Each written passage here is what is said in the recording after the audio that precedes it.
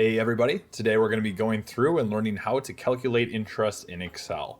So in order to do this, we're going to use something known as the PMT function. So this function is going to need three different parts of information. So the first thing that the function is going to need to know is the rate, and what this means is the rate of interest. The second thing needed is known as the NPER, and what this stands for is the number of periods in relationship to that interest rate. So how many different periods is the rate going to be applied to? And the third and final thing that's needed for this function is the PV. And this is the present value of the investment. So if your loan is for $1,000, let's say the PV is going to be 1,000. So the easiest way to get interest is to have these three values at the ready. So let's just start with an example. We're going to say that the rate of my loan is, the interest rate is going to be 10%. The number of periods, let's just say that this is a 12-month loan. So we're going to say 12 here. And then for the PV, let's just say that my loan was for maybe $10,000 I took out. And I'm just going to click up here to turn this into a dollar value. And now we can jump into the function. Go into a blank cell where you want the interest or the total value to appear. And we're going to type equals PMT with an open parentheses. You can see the first thing that's needed is the rate. So we're going to click on the rate right here. I'm going to type a comma, which is going to make NPER highlight down below. So then of course we're going to click on where we put the number of periods. I'm going to type comma once more, and I'm going to click the value of the loan right here. I'm going to close the parentheses, click enter. So we can see that the value that the PMT function shot out was $1,467 and then some change. So what does this actually mean?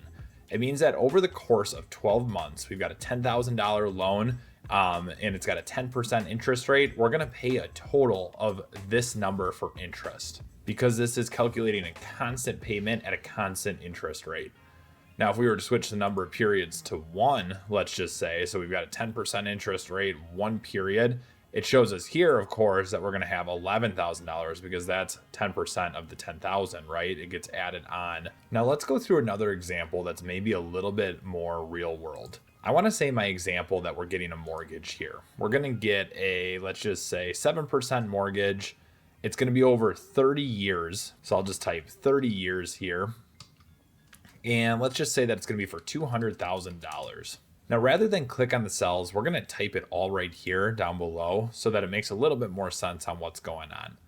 So I'm going to start again by typing equals PMT with an open parentheses. I'm going to start by typing out that 7%, but now this time I'm going to put it divided by 12 since I know that I'm getting that 7% each month and 12 months in a year, of course. And then I'm going to go ahead and type comma again. Kind of similar to what we just did with the rate. I want to do the 30-year mortgage, but I'm going to take it times 12 because we know, of course, we're doing this every month like we just said with the rate. And then for the principal, we can just leave that as is. I can just do 200,000 for the $200,000 loan. I'm going to close the parentheses and click enter. And this is going to result in a monthly payment of $1,330 for our mortgage in this example. I hope that you found this video helpful. If you've got any questions on how to calculate interest in Excel, make sure to put it in the comments below. Make sure to like the video and subscribe to the channel if you haven't already. Thanks again for watching.